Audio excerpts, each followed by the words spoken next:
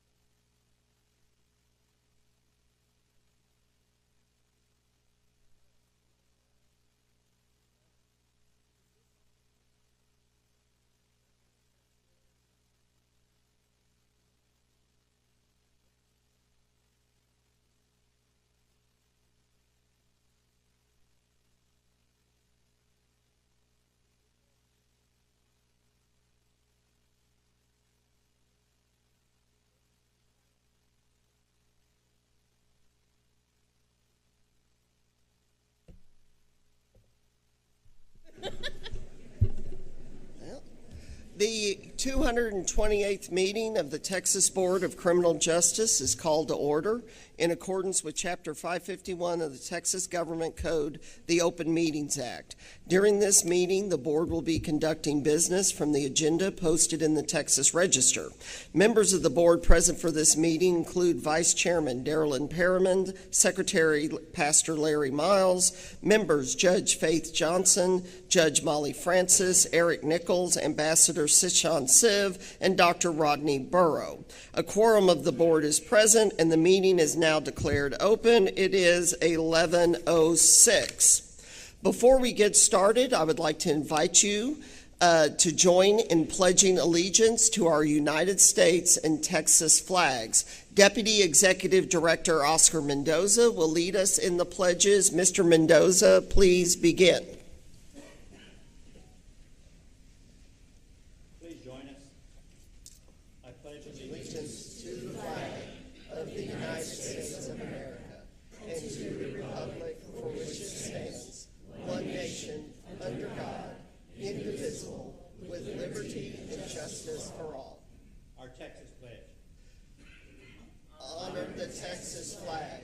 We pledge allegiance to ye, Texas, one state, under God, one and indivisible. Thank you, Mr. Mendoza.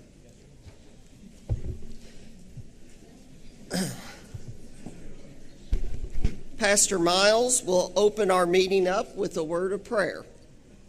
Join me in prayer.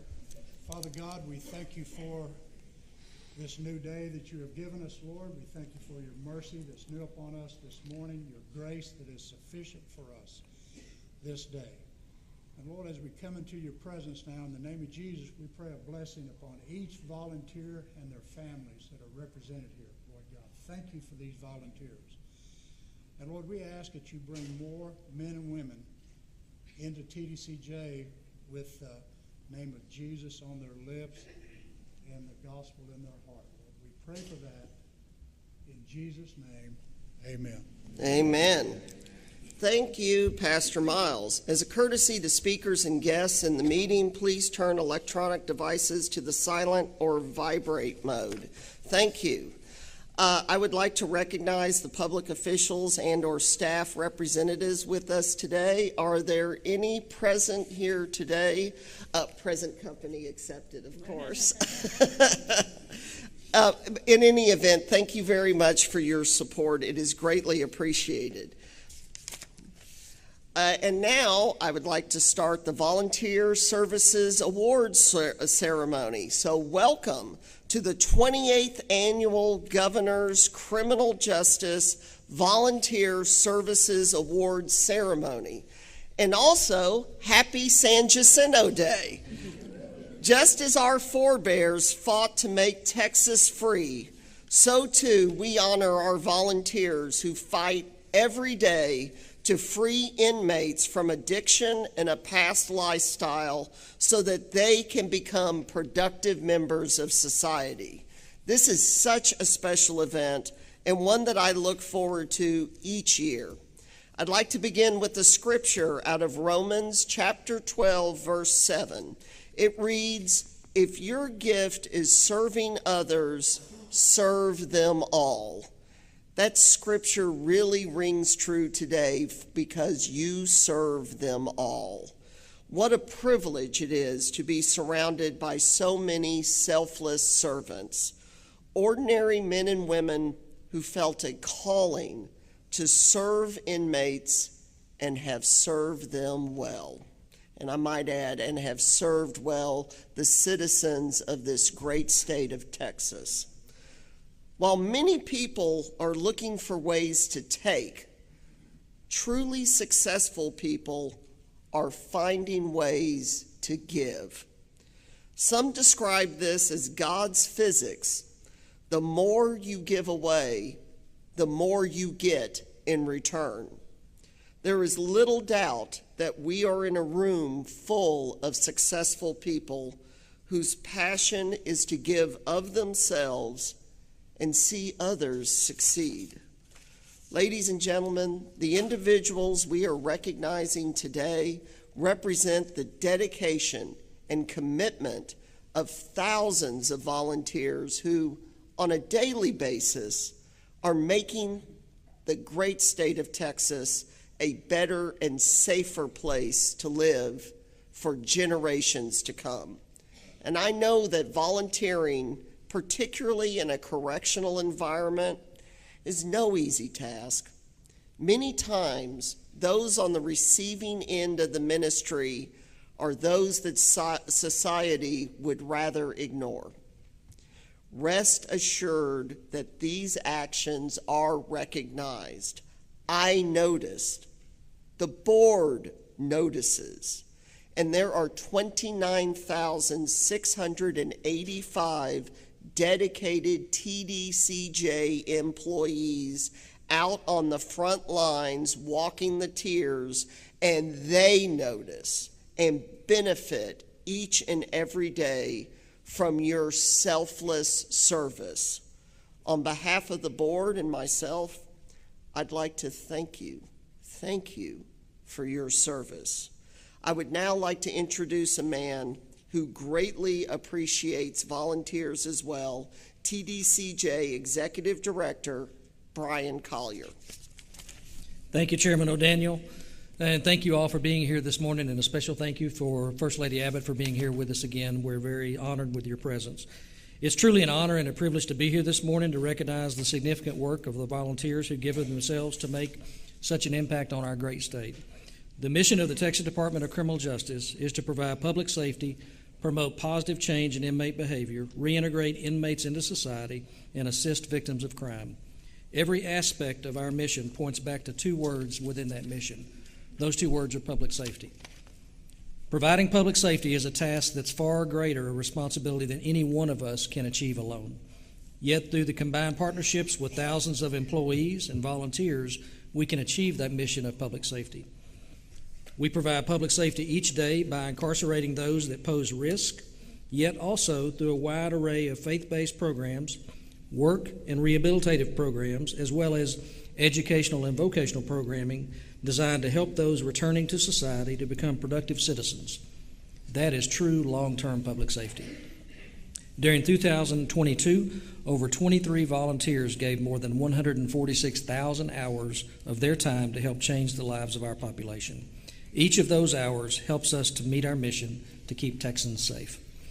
As volunteers, you unselfishly give of your time and resources to help those in need.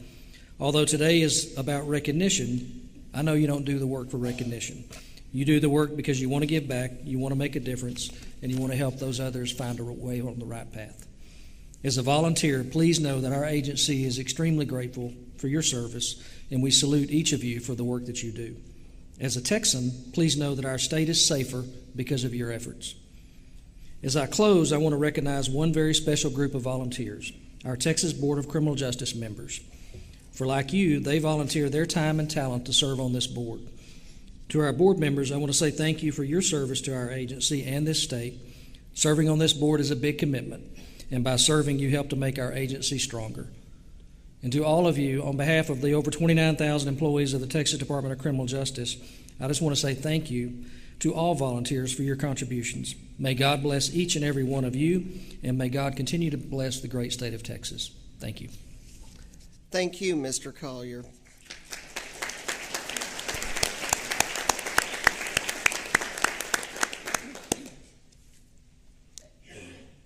It is now time to welcome a very special guest today. Making her first and hopefully not last encore return to our awards ceremony, we are honored to have with us today the First Lady of the great state of Texas, Cecilia Abbott. The granddaughter of immigrants from Mexico, she was raised in San Antonio by parents who were both educators and who instilled in the First Lady, her sister, and two brothers a love of learning and helping others.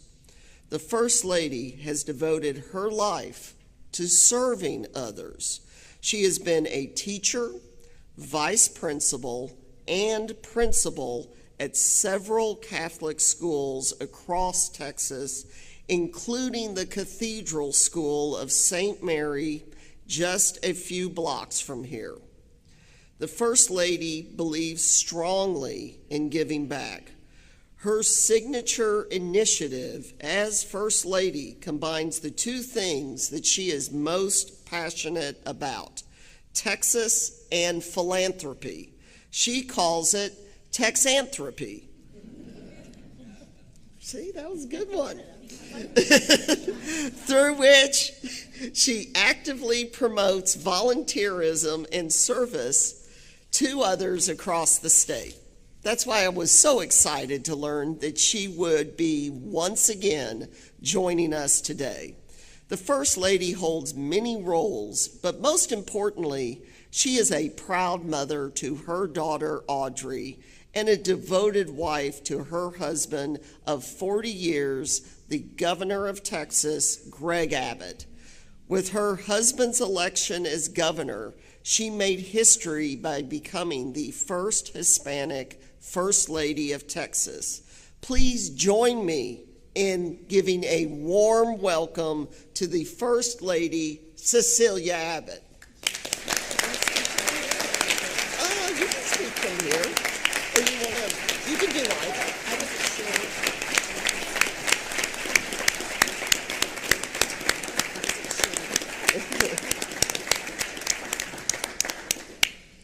Oh, you go ahead and just talk from here. Well, thank you. Thank you very much. And thank you so much for having me here this morning. It is my pleasure to join you all to speak about a topic that is so special to me and to help you recognize your amazing volunteers. As was mentioned, from a young age, my parents taught me and my brothers and my sister that each of us has received a special gift that we can share with others. My mom and dad were both educators, and they were the most important teachers in my life. They taught me how to read and how to care for those in need. Growing up, our home was always filled with family, with friends, neighbors, and with prayers and laughter. Because of the lessons I learned from them, I became a teacher, then a principal, and later a director of community relations for a senior health care provider. Now, as First Lady of Texas, I am honored to serve you and all the hardworking people of Texas. As First Lady, I am continually reminded of how blessed we are. The greatest riches grow here, not just from the bounty of our land, but from the hearts and hands of Texans all across our state. Texans are generous by nature, and that compassion is the foundation of our success. My greatest honor as First Lady is tapping into that compassion and encouraging Texans to give back to their communities. I also strive to highlight the countless individuals and organizations who are really making a difference in their communities, like the amazing volunteers we are honoring here today.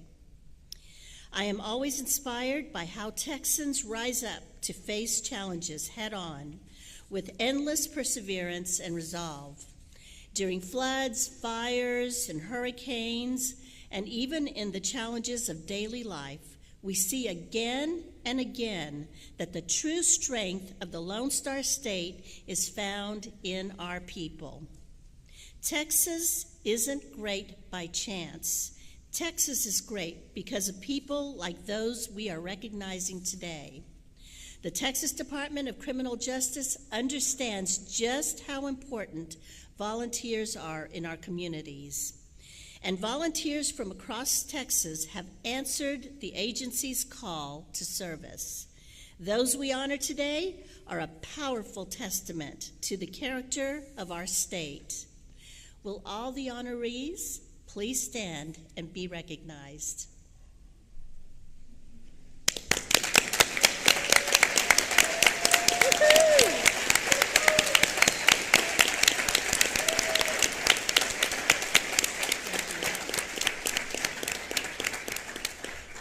Thank you so much for your incredible work. Please know that the hours of service you have put in have not gone unnoticed or overlooked. Your efforts to make Texas an even better place have truly made an impact on the lives of your fellow Texans. If you ever feel that your work just isn't making a difference, please know that it is. When you take the time to help one person, that time is well spent. If one life is impacted by your efforts, that effort is worthwhile. Your hard work, empathy, and dedication demonstrate what it means to be a Texan. We put aside our differences and we come together to help those in need as if they were our own families. I believe each one of us is called to service in one way or another, and it is our duty to answer that call. Our first call may be to serve our families. The next call may be to serve our schools and churches, our local communities, and our country. That service may be simply sharing a warm smile, a warm meal, or a warm coat from our closet. That service may be giving an hour of our time, a few dollars at a time, or even our entire lifetime, like the men and women who serve in uniform. It doesn't take much to make a difference, but we all can. I have found few things in life more rewarding than doing your part to make a difference, or even a small one, in your local community. You see, volunteerism isn't just about completing a task or fulfilling a need. It brings hope and joy, and it connects with the people and places around us. I have been blessed to travel across our state, and everywhere I go, I hear stories of how Texans are helping their friends and neighbors, because that's what Texas is all about. And there's nothing on this earth more powerful than Texans helping Texans. Thank you for your commitment to building a brighter tomorrow, and thank you so much for welcoming me here today, and may God bless you all, and may God bless Texas. Thank you. Thank you very much.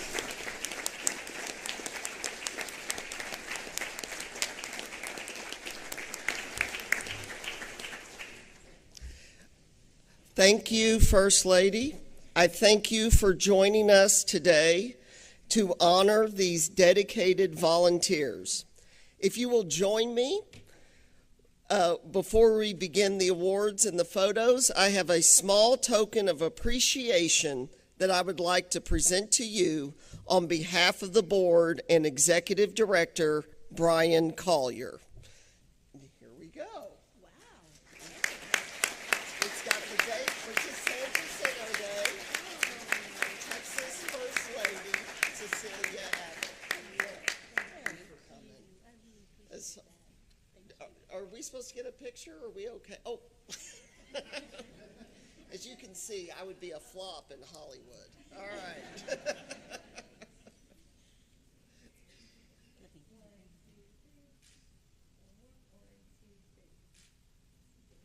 All right, thank you.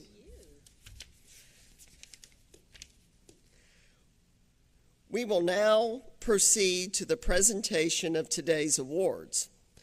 Board member Judge Faith Johnson will be making a triumphant return appearance as our Master of Ceremonies, and I cannot think of a better MC. Judge Johnson understands the importance of volunteering. Indeed, on this board, she is the model of a servant leader. Growing up the youngest of 13 children, that's right, 13, she's lucky number 13 there. The importance of giving your time was instilled in her early on. For many years, Judge Johnson has been active on numerous boards, both at the state and local level. We are indeed grateful to have her as a board member. She brings with her a wealth of knowledge of the criminal justice system, Judge Johnson was the first African American female to attain the highly regarded status of Chief Felony Prosecutor in the Dallas County District Attorney's Office, and then she went on to serve 17 years as a state district judge and eventually the District Attorney of Dallas County. Without further ado, I will now turn the program over to the esteemed Judge Faith Johnson.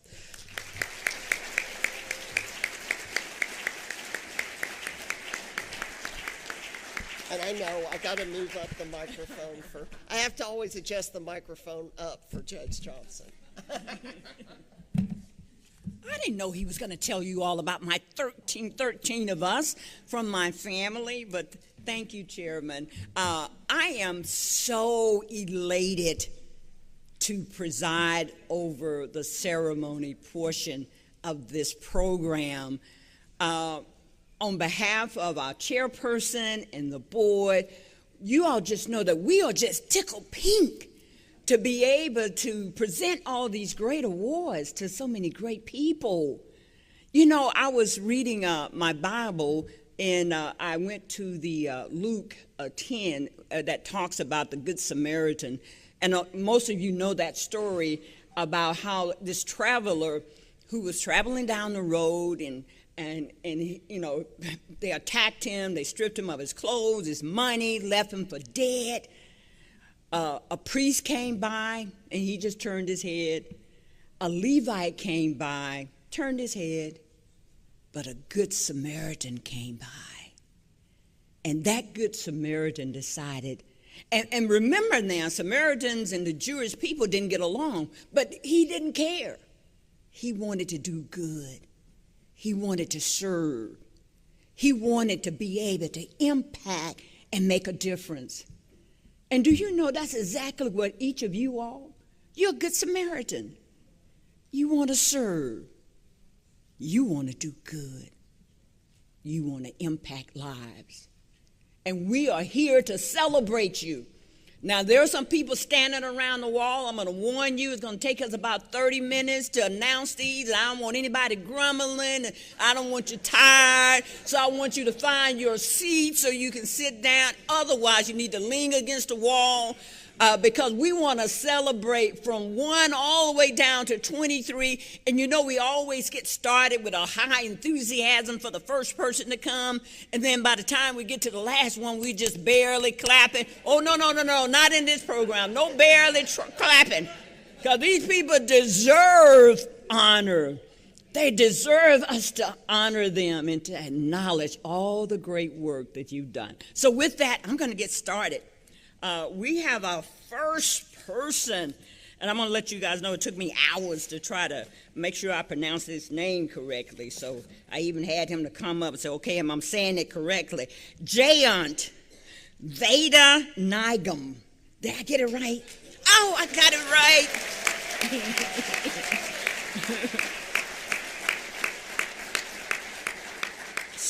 Certified Volunteers Chaplain Assistant, CVCA. Jayant Veda Nagam has volunteered at the Memorial Unit for the last 7 years. He began volunteering for the Malachi Dad program and decided to inquire about assisting in the chaplain's office. He started volunteering in the chaplain's office, coming in 1 day a week, and was on call if the unit chaplain needed additional assistance. Since then, he has never looked back. As he delivers indigent hygiene and messages from family members, CVCA J ministers to men in the hallway as well as individually. He has assisted with several special events such as Mother's Day's program, Man Up Summit, and marriage seminars.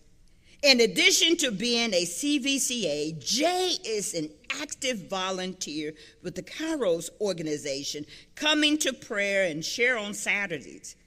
For his commitment to the chaplain and the inmates at the Memorial Unit, Jayant Vega Nagum has been selected to receive the Chaplaincy Department Award. Thank you so much. Let's give him a big hand. So I believe because we receive as a blessing, we are called to share it with others also, starting from our own family and friends and the community, and then the society, and wherever there is a need, we are called to serve, called to share, apart from sharing, using it for our own benefit. And that's the thing that actually motivated me to go and then do this volunteer work and all that. It is amazing, it is, I believe, it's a huge blessing from God, I believe.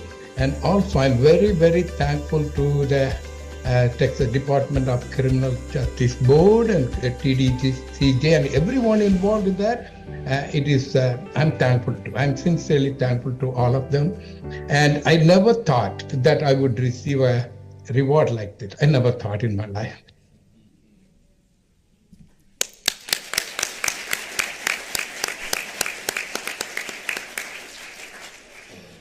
Next, we have Michael Moss, Correctional Institution Division Award.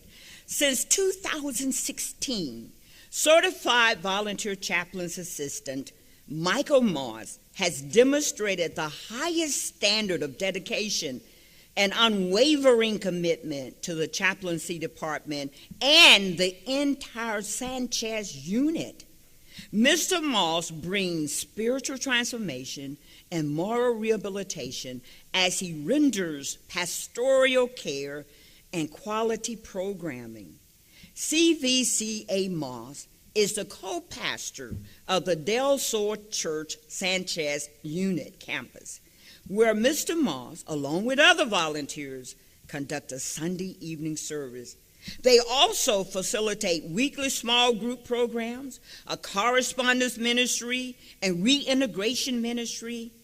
Many inmates, upon release, have begun attending the Del Sur Church, as well as staff and officers.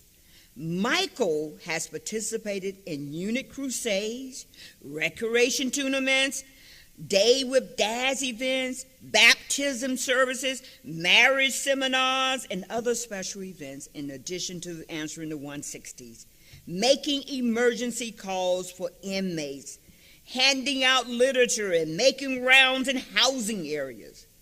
Michael Moss has faithfully and consistently assisted the chaplaincy department, ministering to staff and inmates. For his dedicated service, Michael Moss has been chosen for the Correctional Institution Division Award. Michael Moss, come on up.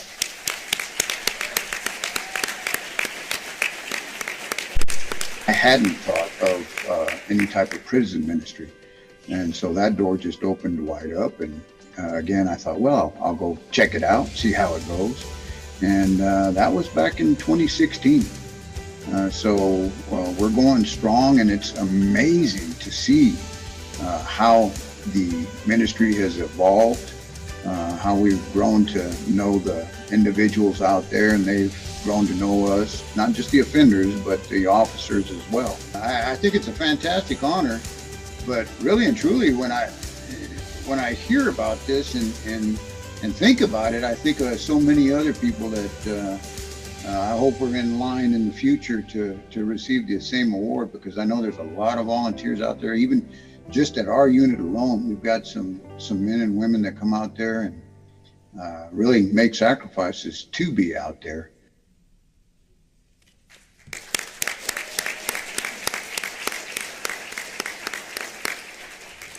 Albert Lucio, Nancy Hees Parole Division Award.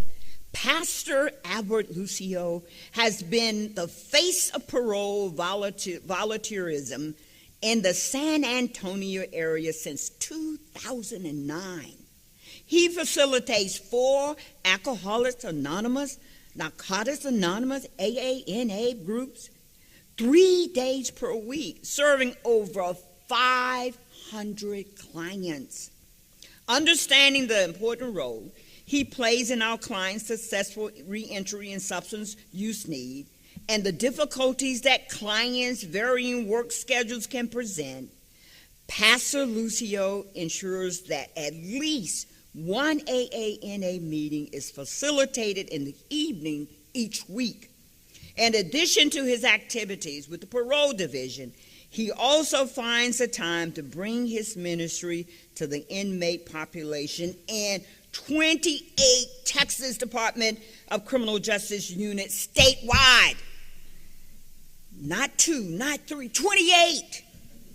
Pastor Albert Lucio is the epitome of selflessness and altruism, and for this, we are pleased to present him with the Parole Division's Nancy Heath Award.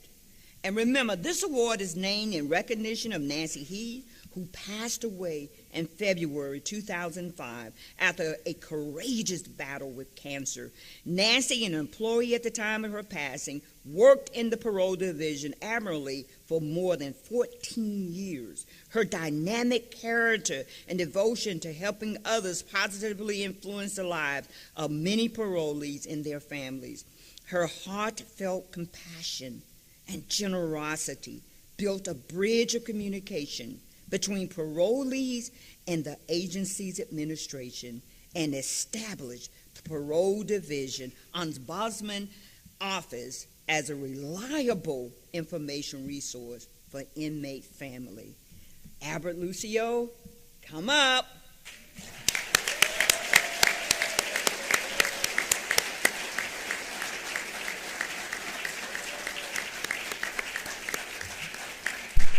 I started going to parole to kind of between that space that I wasn't going to prison.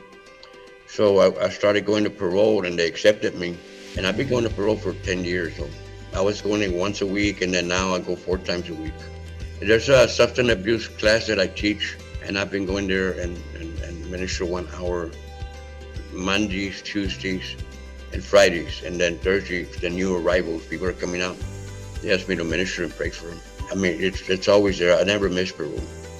And I have it's in my heart to help out and those men that I used to be like that. It's very wonderful to be able to represent the ministers of God, that we give ourselves to helping in the parole office and helping these men and whatever we can. It's just a privilege I'll be able to go be with other people.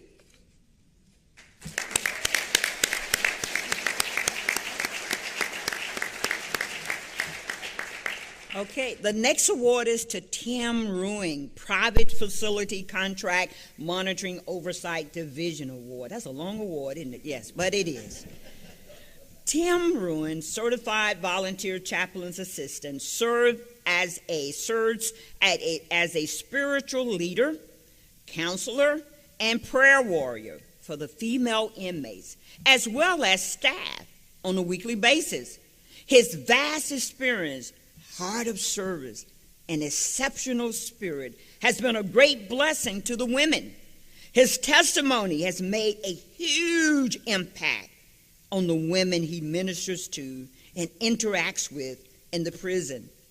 His preparation for interaction is evident, and his mission to equip the women with a firm foundation that will transform them prior to transitioning back into society. In addition to leading the kingdom ministry, Mr. Ruin has made generous donations to the facility, but most importantly, he has donated his time and his heart to the inmate population and staff. His genuine care for the incarcerated is evident in his 25 plus years of dedicated service. Therefore, Tim Ruin has been selected to receive the Private Facility Contract Monitoring Oversight Division Award. Mr. Ruin, come up.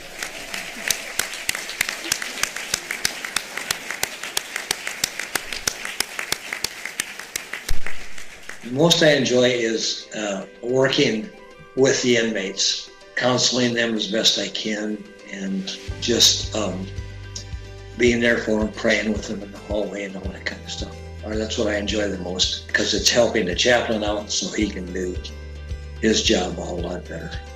He does. He's a very unique chaplain, one of the most unique ones that I've met. So it's just a blessing. It's awesome.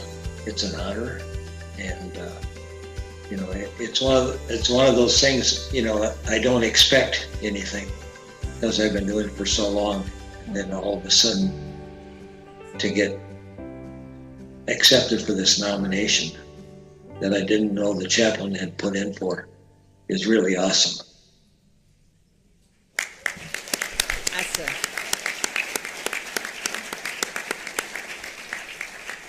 Next, we have the Belief Center, the Reentry and Integration Division Award.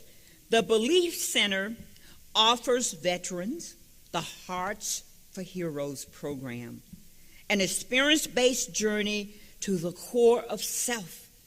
In this program, veterans will explore, identify, and begin to love their genuine self. Isn't it great to love your genuine self? We always love everything else, but we never get to love our genuine self. And that's what this program is all about. The self that says, I want to live. Through guided meditation, music videos, private journaling, shared experiences, and group works, veterans are offered an opportunity to see the core of their true self and thus identify where they are in their journey. These voluntary exercises include topics such as spiritual connection, family of origin, forgiveness of self and others, building trust. This is just to name a few. Hearts for Heroes is designed to recreate simplistic pieces of your past to address the significance of your present. We travel down the route to where your thinking patterns come from, how you learned them, how they saved you, and how they hurt you. They assist veterans in developing and implementing new ways to think, to feel, cope with life as it applies to them. For their dedication to assisting veterans, the Reentry and Integration Division Award goes to the Belief Center. Come up, please.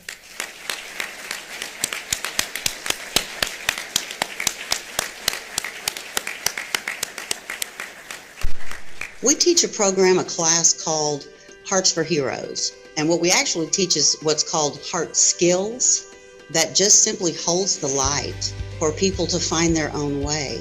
We have no idea what's inside each person. We all share one common goal, which is pain and struggle. But for our veterans, whether combat or non-combat, they are conditioned in a certain way that for those of us that have never been through that process cannot understand. So we're just simply teaching them how to find that in themselves. Some of them for the very first time. Many of them it's coming back to a place that was one time familiar to them. When you're in the trenches doing the work, the last thing you're thinking about is anything like an award. So it really took me right out of my shoes. Literally right out of my shoes. I jumped and my shoes fell off. I'm humbled to the core.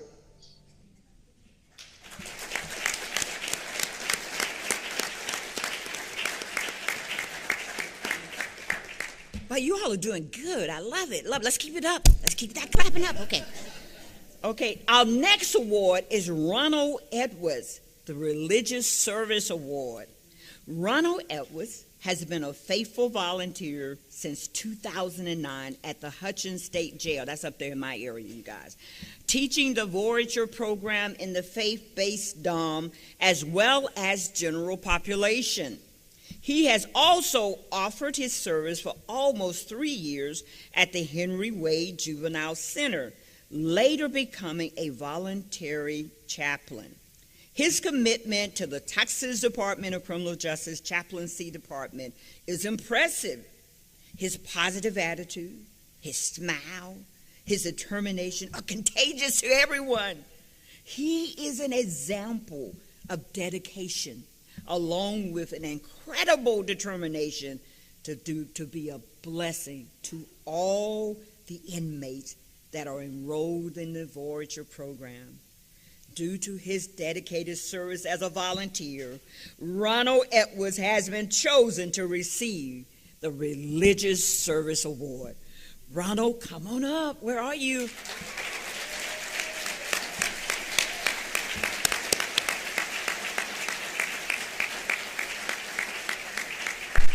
I think that the main thing is, to get these people to change their heart.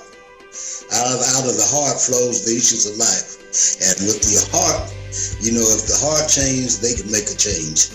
And you can see them as they change, most of them. And then I teach needs and wants, perseverance, keep going, building stronger and better relationships, the parenting process, and home behavior, home organization.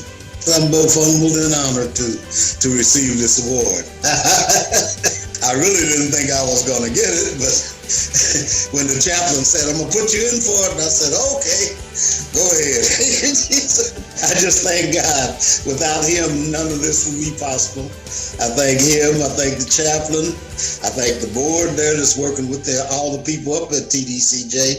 And lastly, but not least, I thank my wife, who was also instrumental and my helpmate for some 56 years.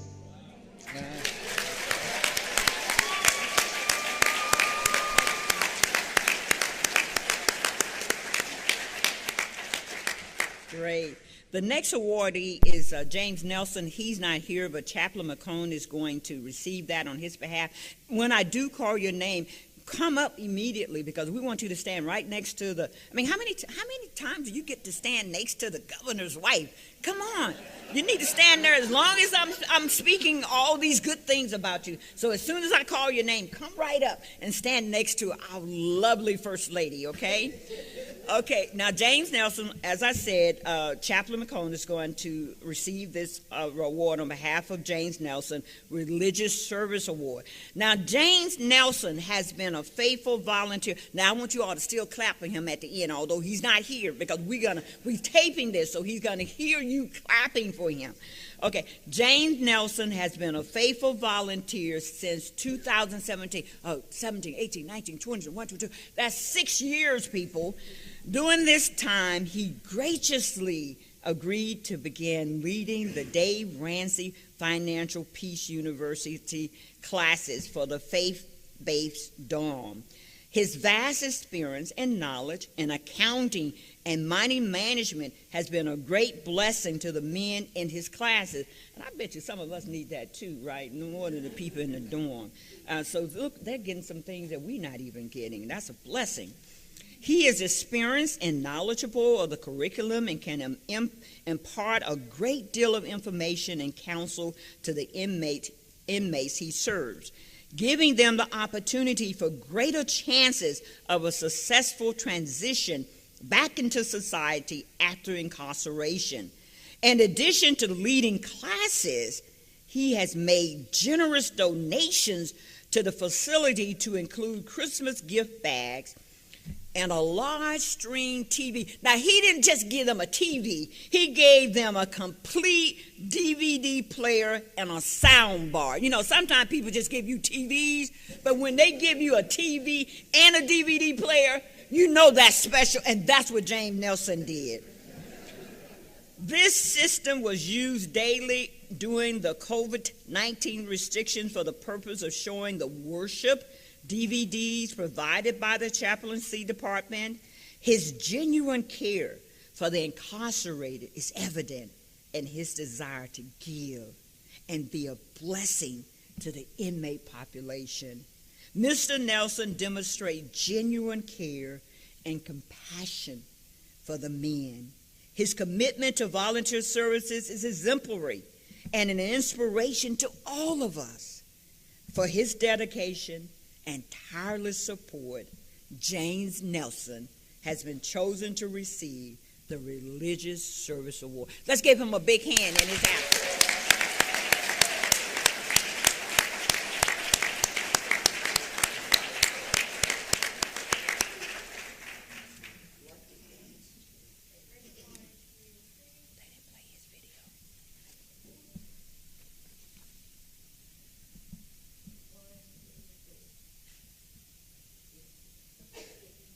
Oh, by the way, did we have a video for? We did? Okay. But we don't want to discriminate in any kind of way. Okay, want to make sure. Okay, great. Okay, our next awardee is Daniel S. Daniel S., where is Daniel S.? Come on up. Oh, I'm confused. You what now? What is he trying to say? Oh, he's waiting for him to get by. Okay, thank you. Thank you, First Lady. I wasn't able to interpret that correctly. Okay. See how great our First Lady is? She was able to explain that to me. I didn't get it, but she explained it to me. Okay, great. Okay, Daniel S. Is that your last name, S? No. Oh, okay, but they had Daniel. I didn't think so, but is it a difficult, what is it? Session, okay. I don't know why they put S in. Is it in your program too, S? Okay, I'm sorry. But, okay, we're going to remember that next time. The next time you get another award, we're going to have your full name in there, okay? Okay. He will get another one. Okay.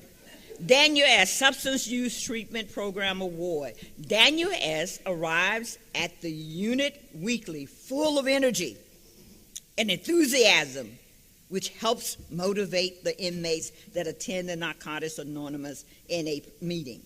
He began volunteering at the Gurney unit and in transition to the Polish unit. He encourages the inmate to participate by sharing his own experiences, strength, and hope so that they realize and understand they are not alone. Yearly, the Polish unit hosts an NA event called the Speaker Jam, where Daniel is one of the volunteers that always participate as a speaker. He has been a volunteer for over 20 years, and the unit's inmates population in NA has doubled in the last 2.5 years. For his many years of dedication, we are honored to present Daniel S. with the Substance Use Treatment Program Award. Thank you.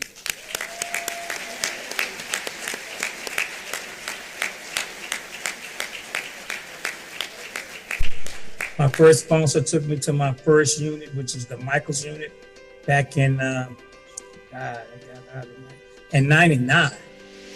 and I haven't turned around since. It's like it's comforting to be in there with them, with the guys, with us. I like it. I just like it.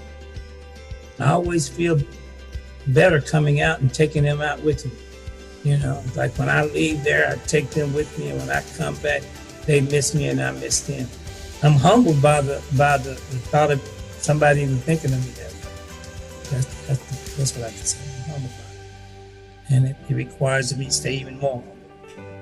Because I really hope that one of the guys gets out and stay out and get to do this like I've been granted by God to do.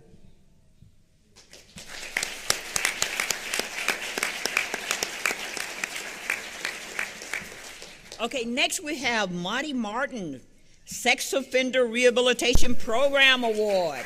Yes. Marty Martin has spoken at various units, sharing her story since 2012.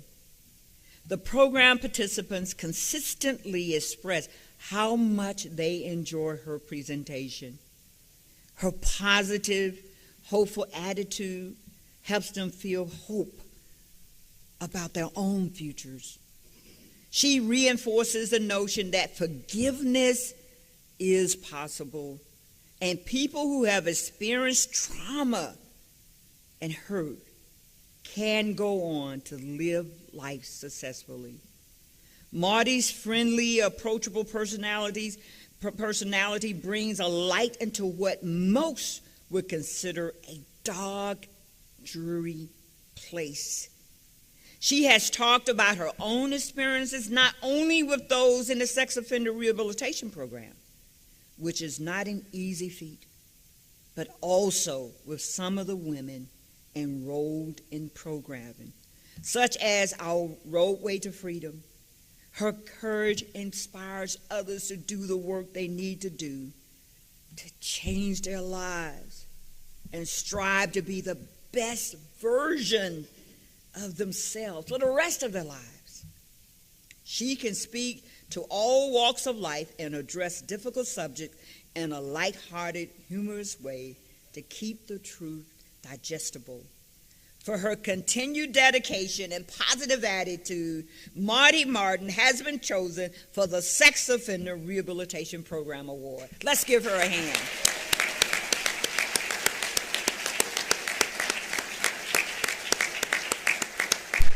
So I got down there, very first class, very first person walks in, and it was an elderly gentleman, very calm and very sweet.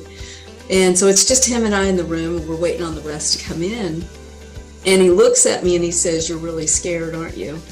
And I said, "I really am." And he said, "Well, just let me tell you," he said, "I've been here for 30 years. And he said, I've never met a bad person. I've only met a lot of people that have made a lot of mistakes." And that has stayed with me. And from that moment on, I realized why I was there. My father was a convicted sex offender and had spent time in jail, and I'd only met him as a result a couple of times, and it began to all come flooding back, the memories of not having a dad and the hole that it left in my heart. And I suddenly realized at that point, I thought, I'm here for one man that might change, for one man that has that little girl on the outside that might need him. And thanks for what you guys do. Thanks for making a way for me to do this. It fills a hole in my heart. Great, awesome.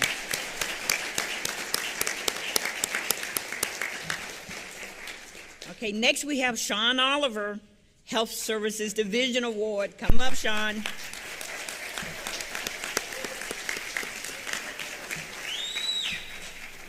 Sean Oliver was a peer educator at the Pulaski unit in 2006 until his release in 2019. During that time, he educated many inmates and continues to do so today.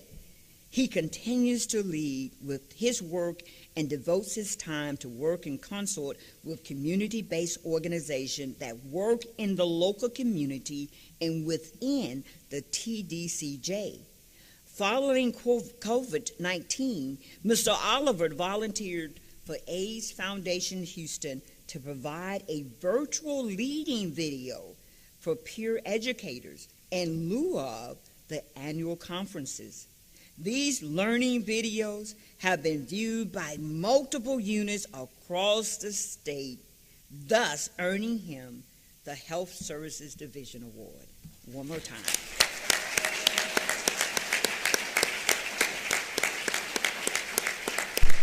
When I was released in April of 2020, I had already had a made-up mind that I was going to come back and serve men and women as I had been served. After serving over 27 years of incarceration, volunteers were keys for me as far as mentoring, because when I was in prison, I didn't think that prison had to be a bad place. And so I began that success there, helping different individuals. Those same opportunities presented themselves once I was released, to be able to help parolees, to be able to help juveniles.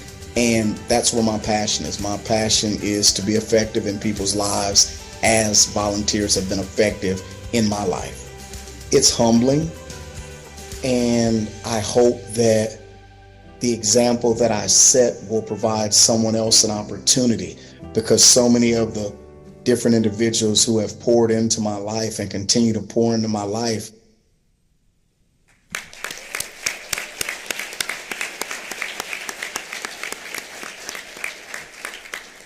Okay, how are those people doing standing across around the wall? You guys okay?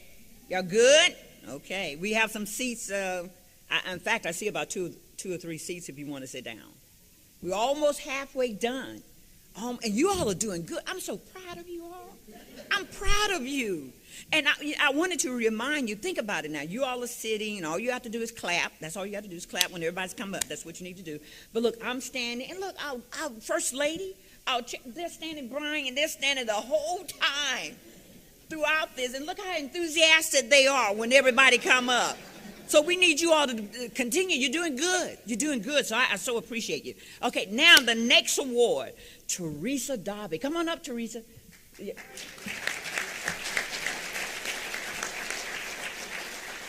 The Pathfinder Award Victim Services Division.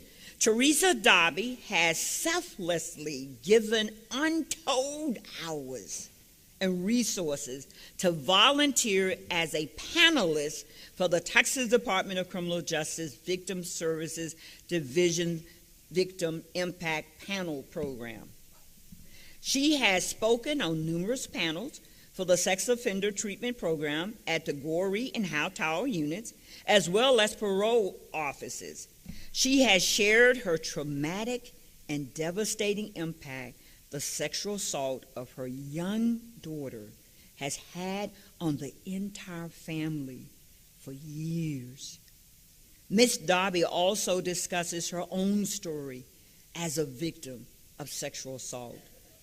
Upon discovery of her daughter being assaulted, not only was Ms. Darby faced with helping her daughter and family through the pain, but she was also forced to confront and deal with her own victimization.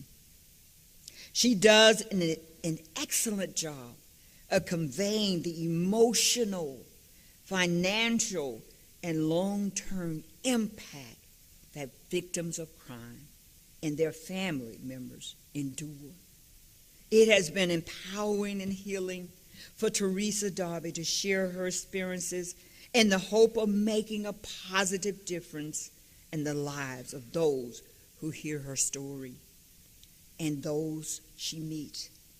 When speaking to inmates or parolees, she's honest and she's never accusatory.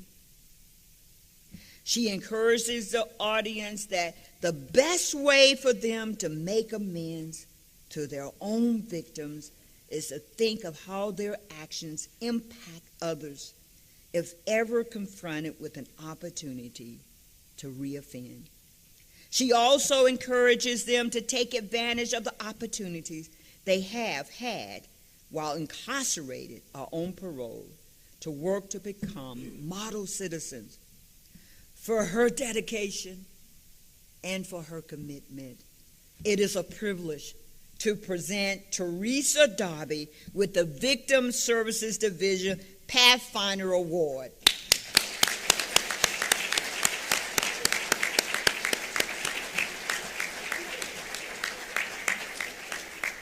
I need you all to do that a little better for Teresa. Come on, a little better. A little better.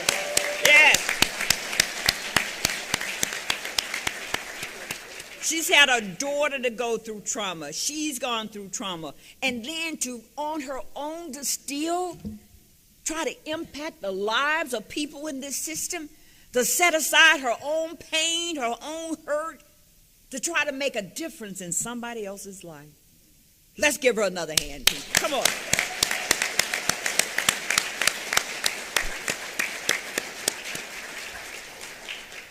Okay, Brian Robinson. I go into prisons and I do victim impact panels to try to let the inmates know the consequences of victimization so that maybe they will develop some empathy and not, reoffend when they get out. That's the goal anyway. Having never received any rewards as a child, I feel like a little kid, I feel like jumping up and down and saying, look, this is an accomplishment that I have in my life that I can say, to my grandkids, and look, I got this award. You can do these things too. You can make the world a better place. Yes. Awesome. Okay. Brian Robinson, where are you? Come on up. Yes.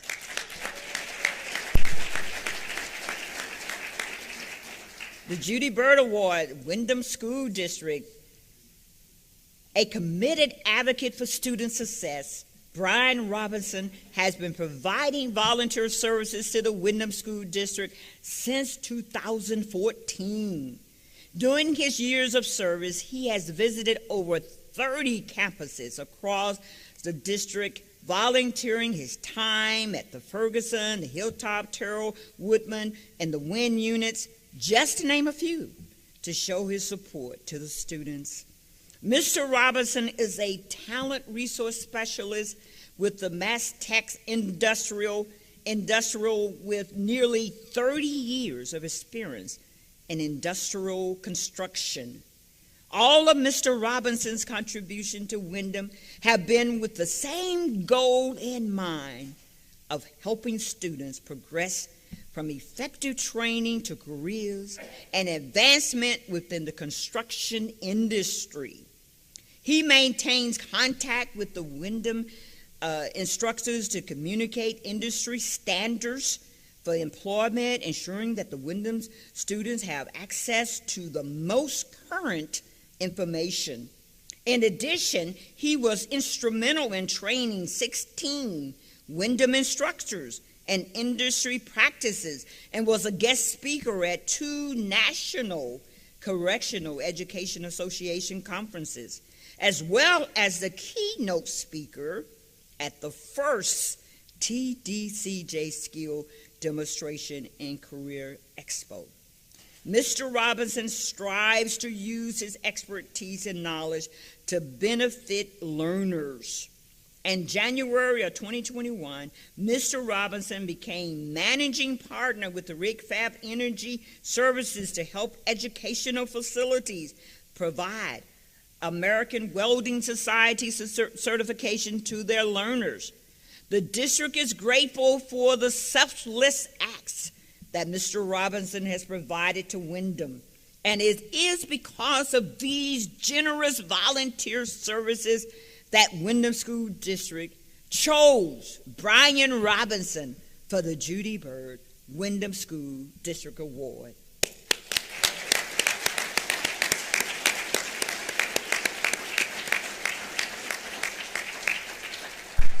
I've been in construction for 30 years, and I get to share my experience with folks that are incarcerated, especially the women. I have a passion for that. I'm working with Wyndham to make sure that I'm on their advisory board, so making sure that the programs stay relevant to the industry, making sure that they're staying on top of what they need to make sure that they're teaching what's needed in the industry.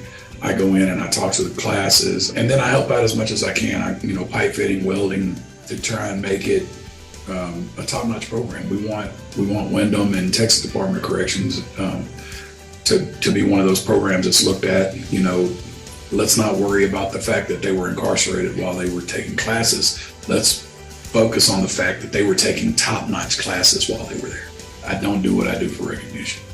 I don't do what I do for anybody to tell me, hey, you're doing a good job or anything like that. I do it because I love doing it. I do it because this is a population of people that need somebody to tell them that there's hope.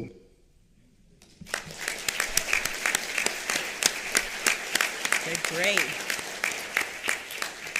Okay, Jim Witten, where are you? Please come on up. Yes. Restorative Justice Award. Jim Witten has served at the Goodman Unit as a volunteer since May of 2019. He currently facilitates classes such as the Malachi DAS, AANA, and is involved with Overcomers. Even though he isn't a pastor, he has a pastor's heart. He has an overwhelming desire to render pastoral care and facilitate quality programming, which help to bring about a spiritual transformation in the lives of those placed under his care. He has an unwavering desire to help these men experience positive change in the classroom so that they can reintegrate back into society. Jim Witten helps these men to see that moral rehabilitation is not enough. What he helps them to see is that a spiritual transformation is imperative to success beyond these walls. And that journey starts at the foot of the cross. The facility chaplain had the opportunity to speak with several of the men who he facilitated in the Malachi Dads program. They spoke of how well he was able to initiate a group discussion among those that seemed to be distant and detached from the class.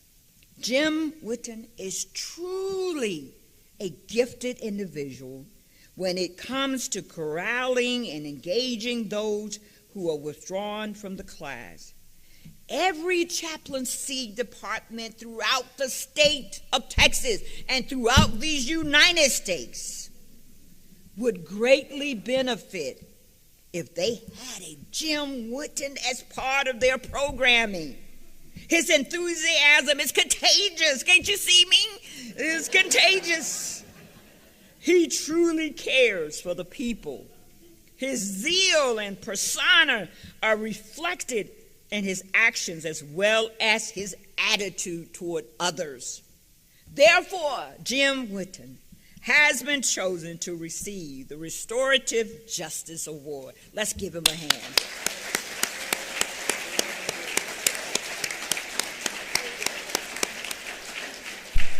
Each time I go in, I don't go in with any expectations, whether it's 1 or 2 or 15 or 20 guys.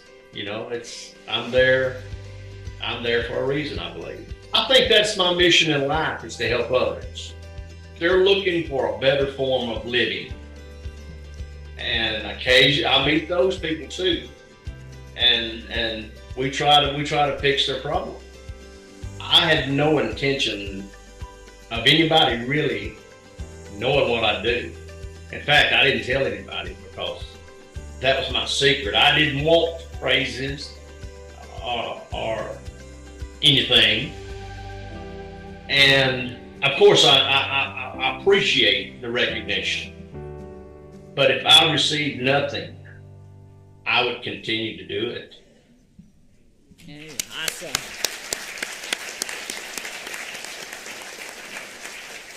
Okay, Marion Collins, where are you? Yes, Marion, come on up. Marion Collins has a passion and dedication to the female population at the East Texas Treatment Facility that is simply inspiring. She spearheads the Celebrate Recovery program for these ladies, a 12-step program that helps them to understand and overcome their addictions through biblical teachings. When asked who all celebrate recovery, for her the answer is simply everyone and anyone. While husband and wife are both active volunteers, Marion in particular fills a niche in the female population. Her forte seems to be specifically in reaching the ladies through engaging lessons where they can see that she genuinely cares for them. I pray for you guys daily, a statement that means so much and is said so lightly by some. But for Marion and her husband Alan, this statement is no frivolous thing. And recently speaking with both the Collins, they expressed their delight in being back after the COVID restrictions and their willingness to help the staff out with something simple like helping inmate clerks catch up on the filing or praying without ceasing for the staff and inmates at the facility. Marion continuously demonstrates a servant's heart to all that encounter her. She lets staff know that she prays for them. She and her husband stop to clap hands and pray with the warden. They continually attend rallies and events for Celebrate Recovery to recruit more volunteers for the prison ministry. and help this program reach more. The East Texas Treatment Facility is better for having her as a volunteer for our inmates, but also as a prayer warrior fighting the ultimate fight for soul. And for this, she is deserving of the Susan Crankfoot Female Inmate Program Award. Let's give her a hand.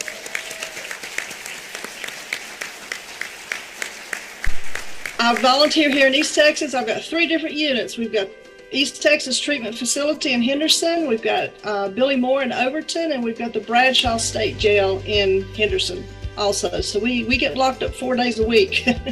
I was introduced to Celebrate Recovery back in 2004, and there was something that I wanted to do more than just serve outside and celebrate recovery in the community. And my passion has just been to get inside. It's a God thing. I mean, it's just something that I felt that He is calling me to do, and He opened the door for me, and it was just, we haven't stopped. I'm in shock. I'm elated. I am happy because this is something that we need to get out in the world, is that we're going inside these prisons with these guys and girls and sharing the gospel of Jesus through Celebrate Recovery. And the honor of I'm just humbled. You know, it's a God thing. It's all God. It's not me. Amen.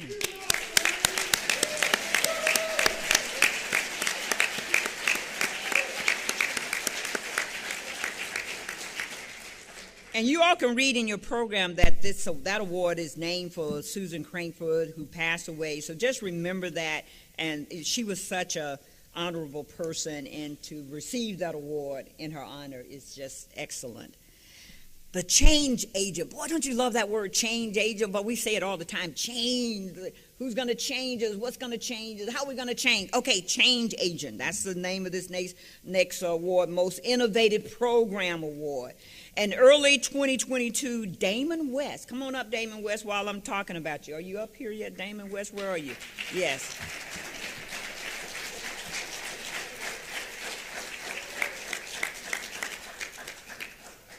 Yeah, come on and stand next to our lovely First Lady. Yes.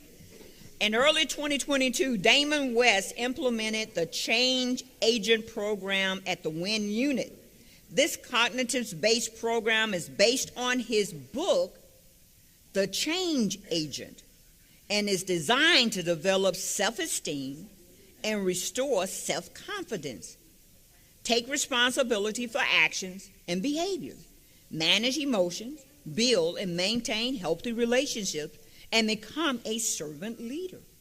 This innovative program utilizes inmate facilitators to deliver the curriculum to their peers.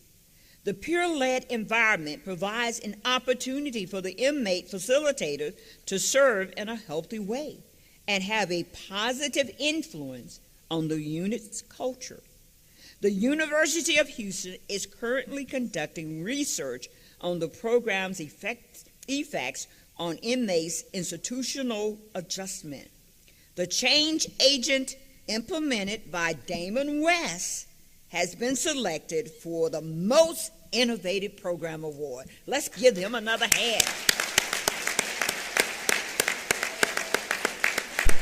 One of the core tenets of this class is about servant leadership. It's about changing the way you think. It's about being less selfish and more selfless. It's about having this belief that if I wake up every day with the mindset of how can I best help other people in society again, then I'm going to help myself along the way. That's going to be the best path forward for me. And the class has been great. I mean, I've gotten letters from men that have taken this class. I've changed the way I think, Damon. This is going to change my life. This is going to change the life of my family members, my son, my daughter, whoever comes after me, because I know how to think the right way now and I have the tools to succeed. And there's no greater compliment in the world than to be that change agent for these men and women inside the prison system. So to get this award, it's beyond my wildest dream. You couldn't have told me 7 years ago when I was sitting in the Mark Stiles unit serving a life sentence that I would be this useful in society again. Awesome.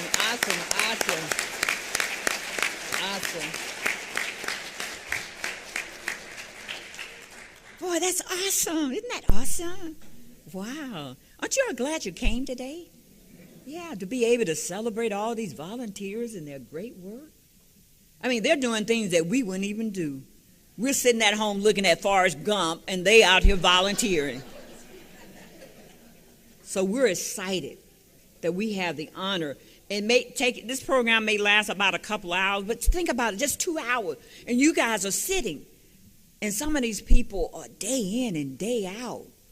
They're not getting paid. Now, we don't pay any of these people. I want you, and look at some of what they've done. Not only have they given their time, they've even given their money, TVs and gift bags.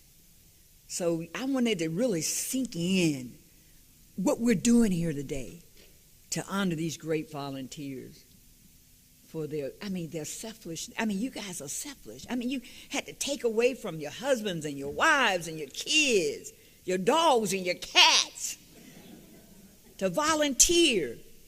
So we love you guys. Okay, let me continue on. Celebration Church Community Service Award. Come on up.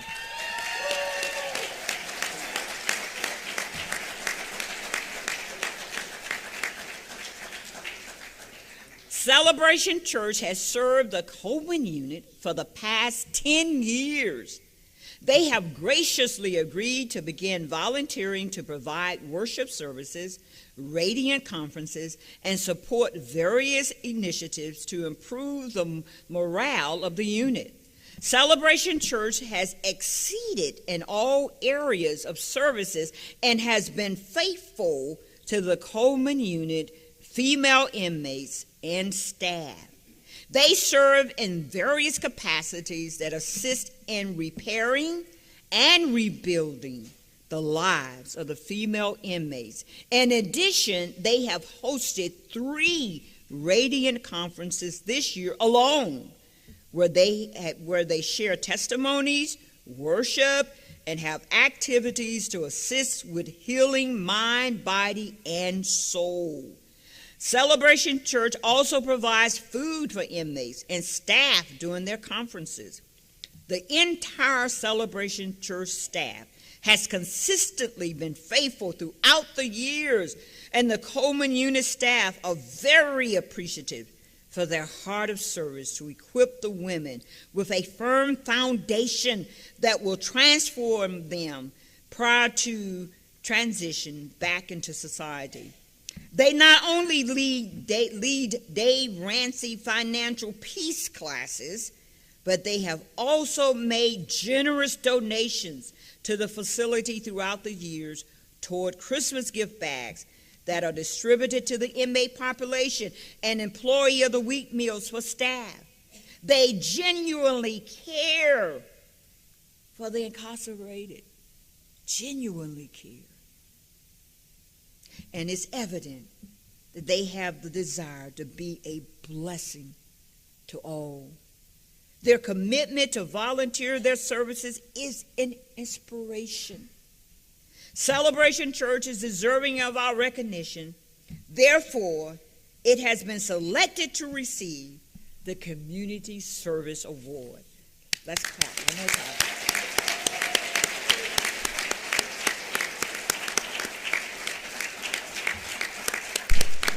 We've been working inside TDCJ unit since 2016, and we hold church services in the chapels and in the gymnasium for the men and the women. The units that we go to, we hold small group studies for the inmates, everything from Celebrate Recovery to Financial Peace University to Breaking Free Women's Curriculum to 10 Steps Towards Christ men's curriculums.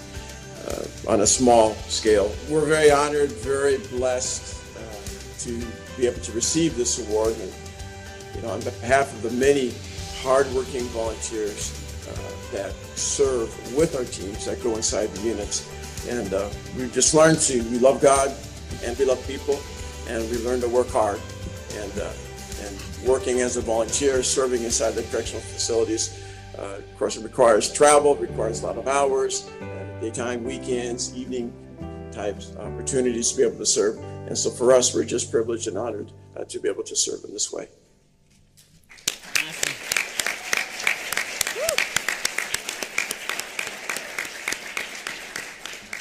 Okay, everybody kind of just stretch your arm a little bit, your hands. I know, yeah, stretch a little bit, okay. Because we're almost there, we're almost there. Timber Creek Church, the Best Family Program Award. Yes, come on up.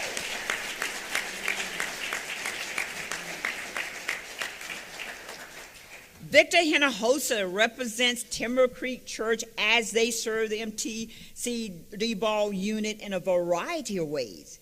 This past August, they provided the men the opportunity to connect with their families during the Day with Dad event, providing families with a chance to bond through multiple games and activities.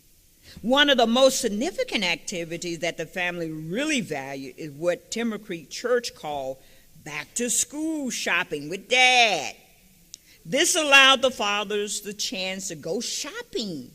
You dads, you all don't do that enough, but look, they were able to make this happen for inmates.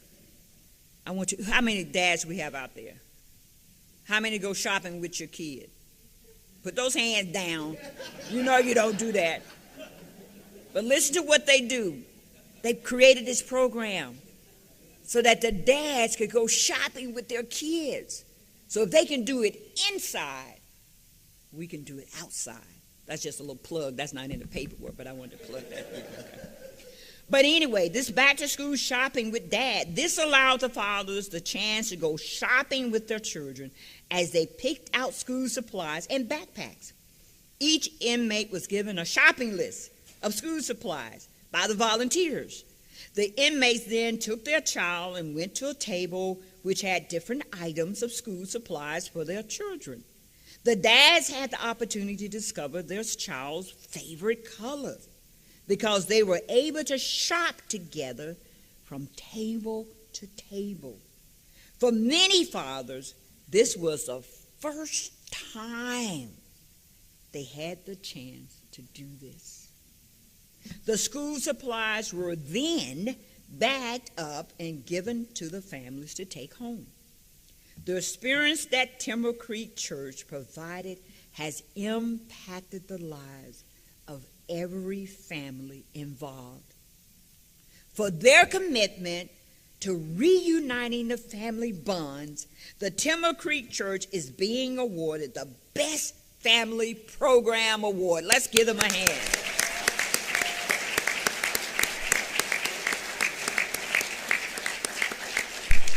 Thank you for giving me this. You know, he encouraged me to also, like, do more.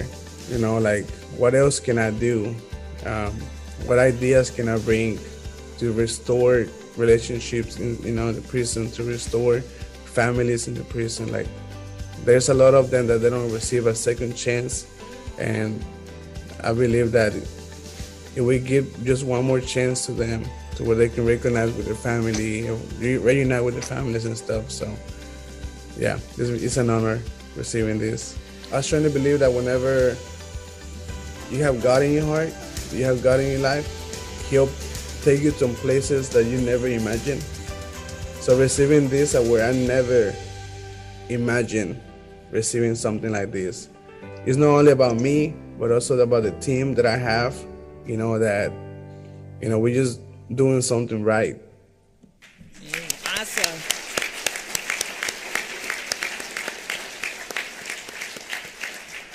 Okay, William Darnell, he is about to receive the Leonard Davis Award for most hours served. Come on up, Mr. Darnell.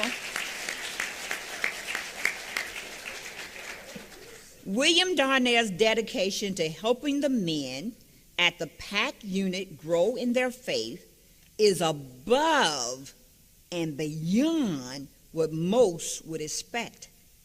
William dedicates 4 days a week, 7 days in a week, and he dedicated 4 days of those 7 to oversee unit programs and church services. He is a certified volunteer chaplain assistant, has an eye for detail, and plays a pivotal role in assisting with administrative work. During fiscal year 2022, Mr. Darnell dedicated more than 1,000 400 hours to the inmates and staff at the PAC unit. Therefore, and let me read that again. He dedicated 1,400 hours to the inmates at the staff at the PAC unit. Now, we can't say that on this board. We haven't dedicated 14 hours. And some of us have been here 3 years, and we still haven't given you guys 1,400 hours. Now, if we stay another 10, 12, maybe we might get up to 1,400. But this is in 1 year he did this, people. I mean, I want you to grasp that. And therefore, Mr. Darnell is being awarded the Leonard Davis Award for most hours served. Let's clap one more time for him.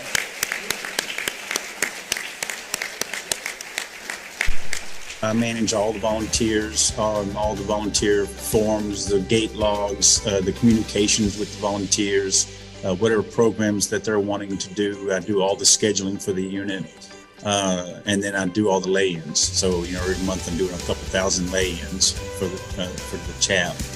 And then also I manage all the preachers that come in. And so I'm actually an ordained pastor. So I'm a pastor of the church there.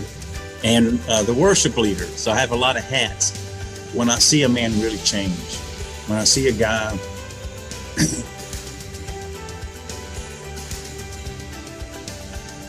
really receive forgiveness and really forgive himself and then start the process of forgiving others, man, it's indescribable. And so that's why I do it. I feel like God is placed me there, and until I feel like he wants me to move somewhere else, then that is where I will stay. Amen.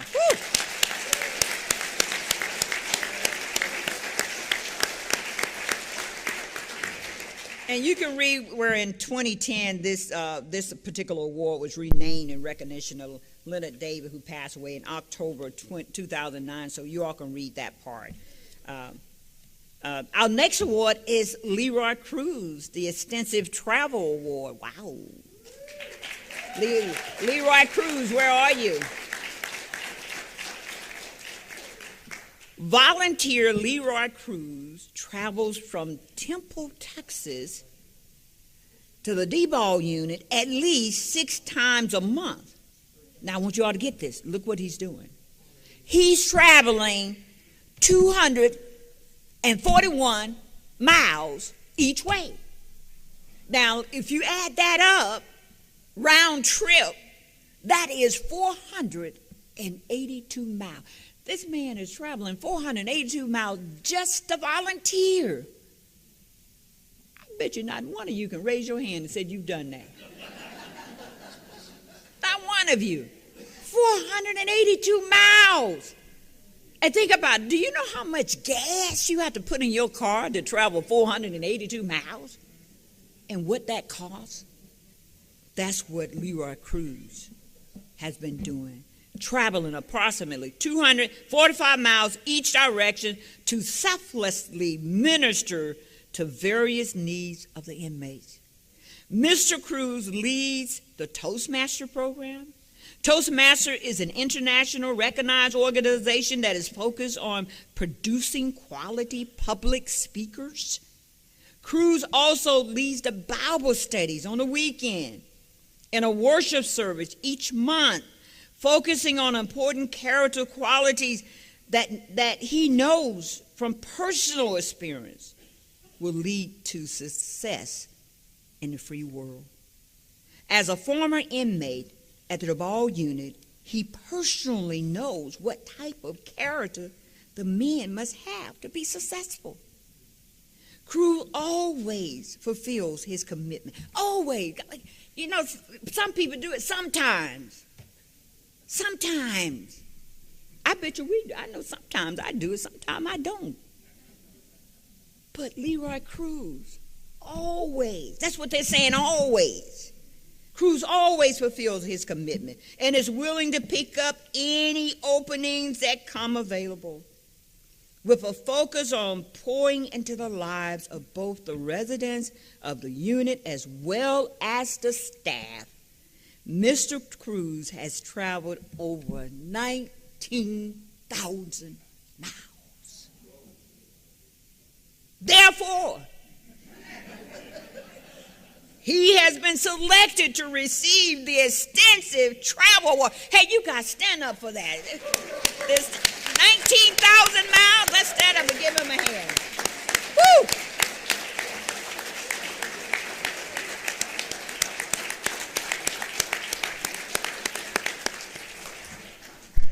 So I started going to the Diboll Correctional Center in Diboll, Texas. And there, that chaplain Matthew Culbertson, he allowed me to be one of the mentors of the Toastmaster Club on that unit. It's a program that helps inmates on how to communicate, how to listen, and how to lead, how to be a better leader. So on that particular unit, I go 6 times a month. That's a 3-hour drive one way. It was a surprise, but it makes me feel fantastic. It makes me feel great. And I don't want to sound selfish, but it makes me feel appreciated. You know, I don't do it to be appreciated, but it does feel good to feel appreciated.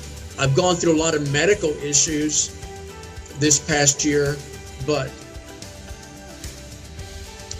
I still enjoy and I still do not miss my dates of going to the prison.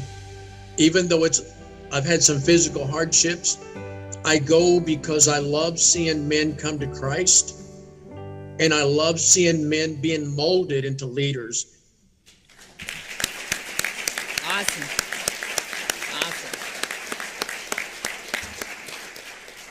Lynetta Mitchell, I know you're here. Come on up, Lynetta. Where are you? Yes. Lynetta Mitchell, founder of Tree of Life Ministries, is a dedicated employee of the TDCJ Chaplaincy Department, who has 4 years of state service.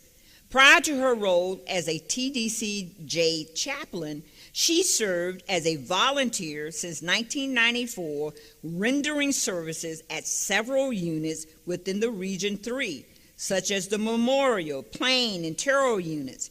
Even after her employment with the TDCJ, Chaplain Mitchell continues to volunteer. Currently at the Jester 3 and Memorial units, teaching the Voyager program each week to G4 inmates. Even outside of her regular duties, Lynetta participates in the wraparound program at the Plain State Jail.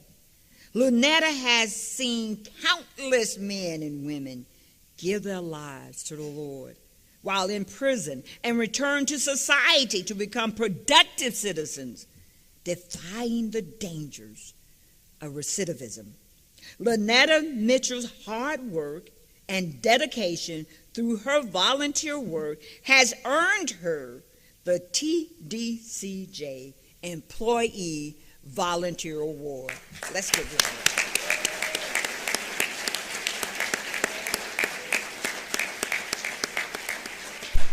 I went into a unit with Prison Fellowship, and it was an instant found my place, if that makes sense. And so I just knew that I had been called to that particular area. And so I ended up going into Plain State Jail. So my team and I went in Plain State Jail for 17 years, 17 straight years, every Saturday for 17 years. That is exciting. I feel that it's timely. You know, I'm not the type of person where I want to be on display or I want people to see what it is that I'm doing. I had no expectations, and so I'm happy. It's exciting, and my family is excited, and so are the volunteers. They've been with me through all of those years, you know, of doing things in the community.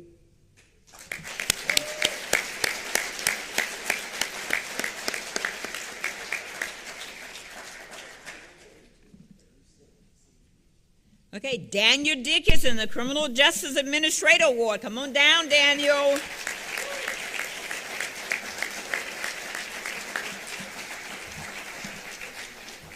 Warden Daniel Dickinson has over 24 years of service with the Texas Department of Criminal Justice, where he began his career in 1997 as a correctional officer. Warden Dickinson rose through the security ranks to assistant warden in 2012, and then promoted to senior warden in 2015 at the Johnston unit.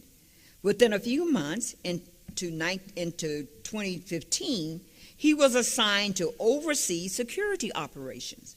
He then promoted through several other facilities as senior warden, consisting of the Holiday and the Estelle unit, and his current position at the Pulaski unit, where he oversees a maximum security population to include death row. He has initiated several programs giving opportunities to higher custody inmates that have previously not been provided in the past. He is very innovative and is a catalyst for changing the prison environment to one of hope and rehabilitation, and providing public safety as the goal through good security practices and evidence-based program that will provide opportunities for all of those released into society. Warden Dickinson not only focuses on needs of the inmates, but he has also established a focused leadership class for department heads and supervisors to become future leaders. For his commitment to serve the inmates and staff as well, Warden Daniel Dickinson has been chosen to receive the Criminal Justice Administration Award.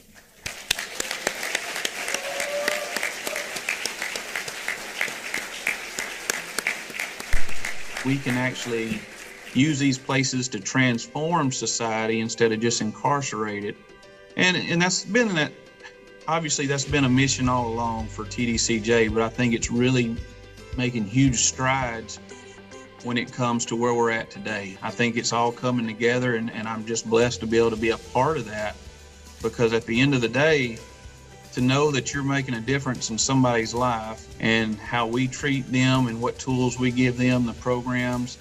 I've heard this said before, it's much harder to build a broken man than it is to invest in the children, you know, and I do believe that, but at the end of the day, that's our job. And if we can figure that out, which I think TDCJ is doing a great job of with all our volunteer base, huge.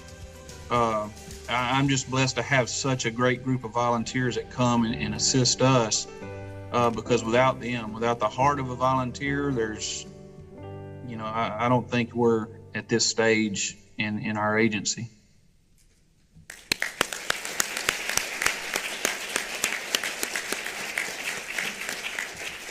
Okay, Kimberly Louise, are you here? Kimberly, yes, come on down, Kimberly. Kimberly Louise has been with Harris County Community Supervision and Corrections Department, CSCD, since August of 2002. That's 21 years, is that right? Okay. Since the start, Miss Louise has been a leader amongst her peers. She frequently volunteers to aid in the training of new officers and is always willing to assist her team.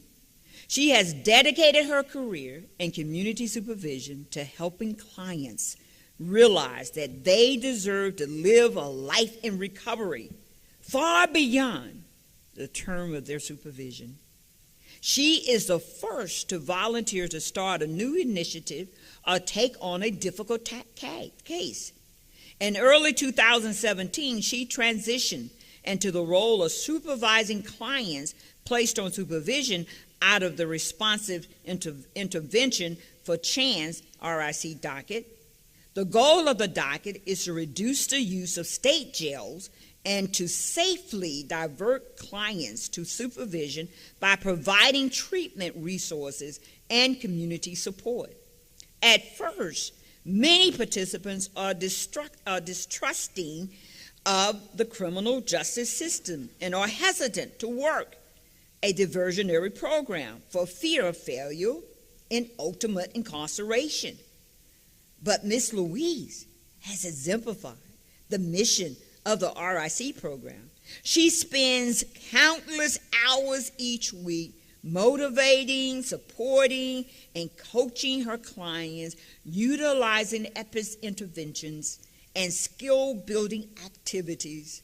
She is a fierce advocate and a supporter of each of her clients, utilizing her arsenal and her rapport-building technique to engage clients and walk alongside of them on their journey to recovery. She recognizes the problem of the addict, the addiction what addiction wreak havoc on people. She understands that with their individual lives, their family, community, and she treats each client in her care with respect and dignity. Kimberly Louise is an extraordinary example of a community supervision officer who is an agent of change. She is truly an asset to Harris County Community Supervision and Correction Department. And therefore, she has earned the Judge Carol Wilburn Jr. Award. Let's give it up for her.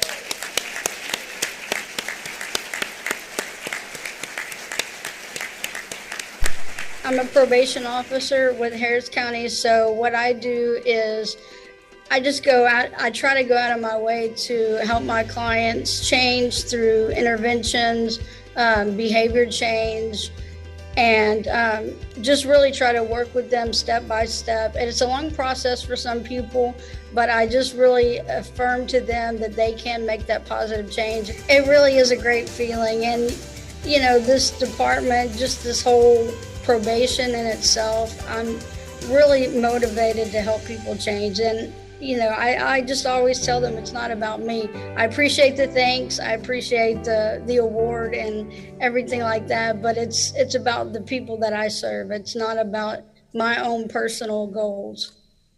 Great, awesome.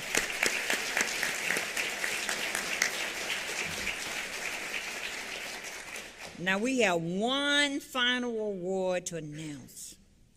And before I do that, I want us to give an applause to our chairman, to our first lady, and to Brian Collier, who's been standing for an hour and a half.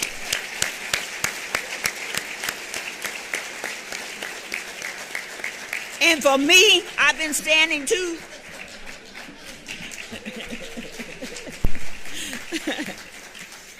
But this last award, Gateway Church and Stephen Wilson, come on up. You're all getting the last award. Come on up. Yes. Well, there's a lot of them. Wow. Uh-oh. Do we have enough chairs? Yeah, come on up, come on up.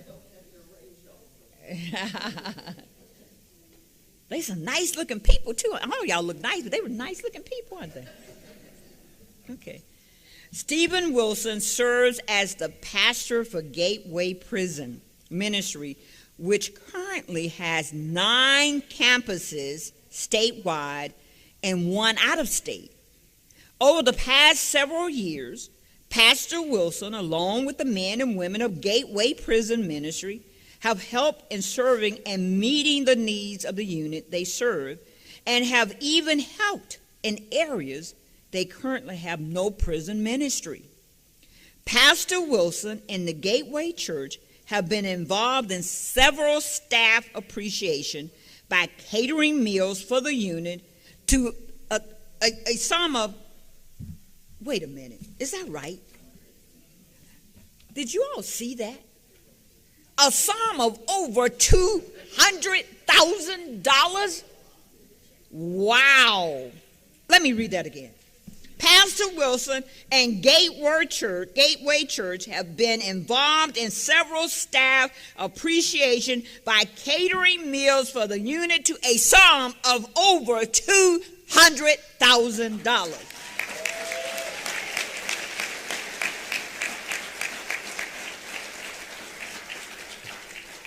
Boy, I might need to join that church. During a critical situation within the agency this year, Pastor Wilson organized and sent supplies such as water, snacks, Gatorade, and umbrellas to assist staff.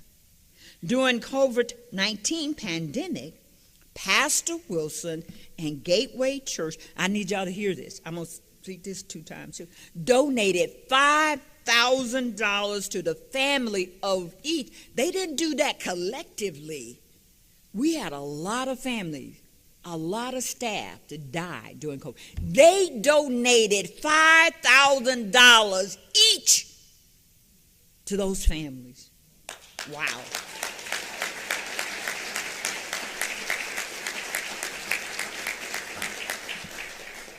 I told you I'm going to join this church. That passed away from COVID 2019. Wow. Pastor Wilson's vision and the dedication to the men and women in white can be seen in all that he does.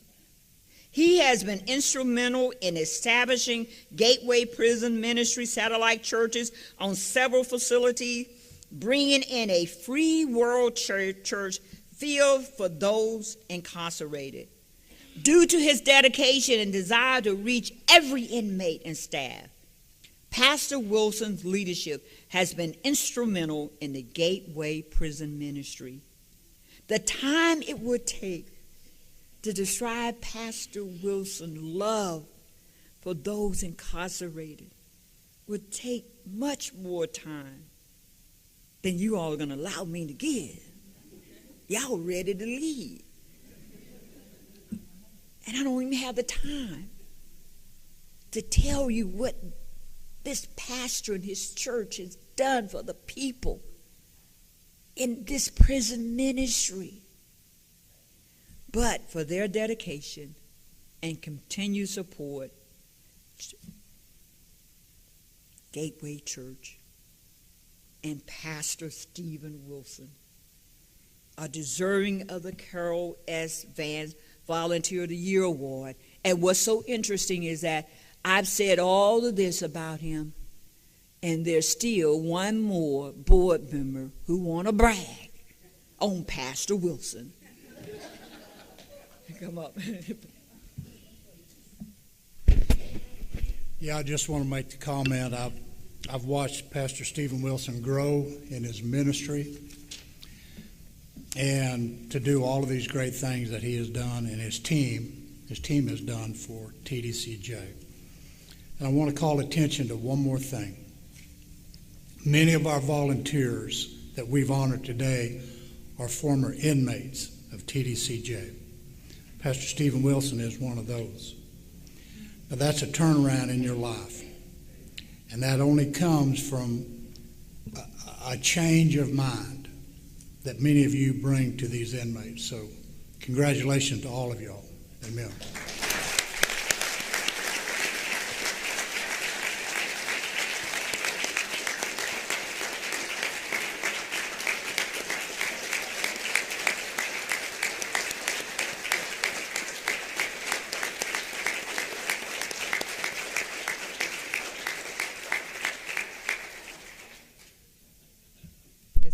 I think a unit completely changes when volunteers come on. When they're on the property, just the atmosphere changes because now a joy is brought in, a love is brought in, laughter starts coming around, and you just see all these different areas of the prison just come alive and light up because volunteers are there. It is just such an honor to be a part of this and to be a part of that legacy of all the volunteers that have come before me.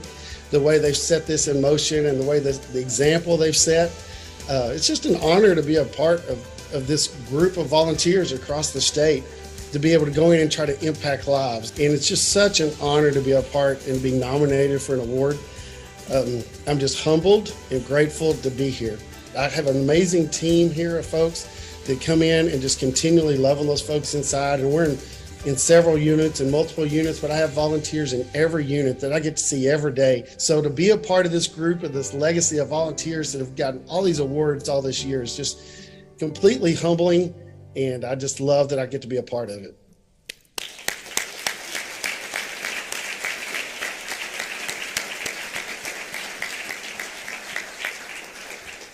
Okay, now this concludes our recognition of all of these volunteers.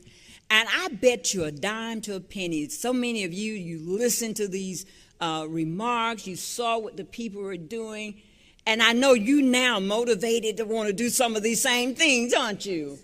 And how many people we think might get some more people who may decide they want to volunteer? I think I have some dollar bills in my purse. Everybody who's going to volunteer, I'm going to give you a dollar bill. Who haven't volunteered before, anybody who's been motivated by this program, you want to volunteer and you hadn't volunteered. I got $5 in my pocket.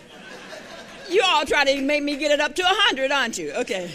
I got $5 in my pocket. Who is willing to take on a responsibility? You never volunteered and you want to volunteer. I have $5 in my pocket. Hey, don't embarrass me. Somebody volunteer.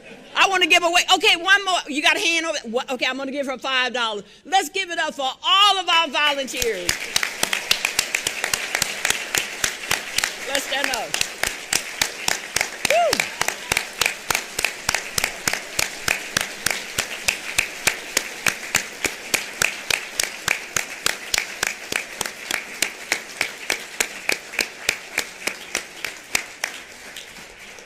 Thank you very much. And now I hand it back over to our great leader, chairperson. I love him. He's the greatest chairperson in the whole wide world. Chairman Patrick O'Daniel. Let's give it up for him. Thank you. It's amazing what you can get for $5.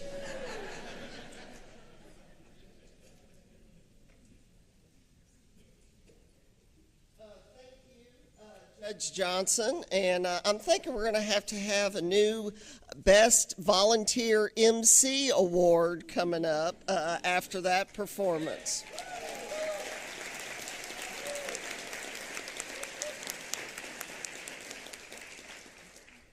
And also, again, let me just say congratulations to each of the award recipients. You have our deepest gratitude and our utmost respect. I mean, those videos, if you weren't shedding a tear or two during the performance, then you don't have any tears. Today, we spent too little time recognizing volunteers who are spending an extraordinary amount of their time, 1,400 hours for one of them, improving lives and communities across this state. And I would encourage you throughout the year to seek out and thank those individuals for their time spent each and every day to make a difference in the lives of inmates. Before we close, I would also like to take a moment to thank the staff who coordinated this wonderful event. Jill Durst, Maite Garcia, Brittany Ortega, Chris Carter, Timothy Jones, Lisa Langley, and the communications team. Your hard work helped to make this another great event. Thank you.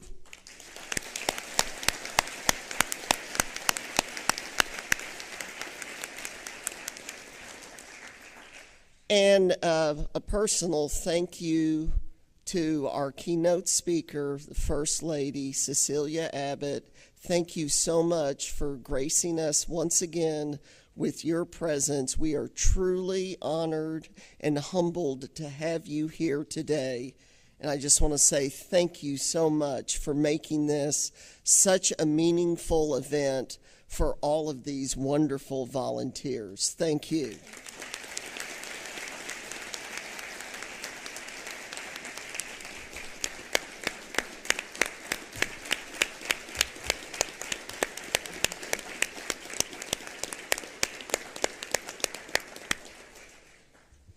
And to all, safe travels and keep up the great work.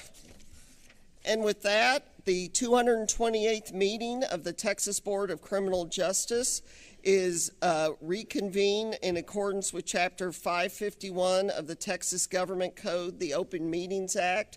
It is 1:00. The board will now conduct executive session, which is closed to the public in accordance with the Texas Government Code, Section 551.074.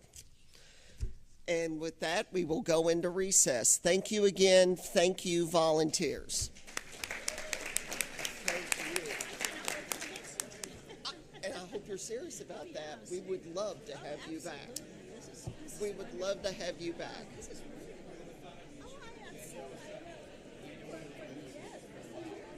And then, well, I still have rollers in my hair. She's like, "Are you gonna be here?" And I go, "Yes, I'm trying to get there. I'm trying to get there." Seems like my sister growing up. Yeah.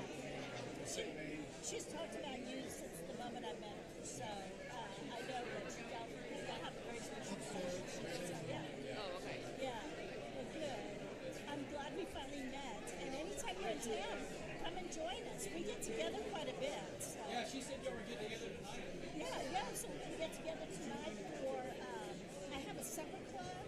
I can only be there for a little bit, but I don't know if she's going to the Friends of the Governor's Mansion. There's a fundraiser tonight at the mansion, and she might be a part of that. I can't remember if she's going to. I'm going to see her at 5. So, yeah. I do. We do have a book club. Okay. Yeah. Yeah.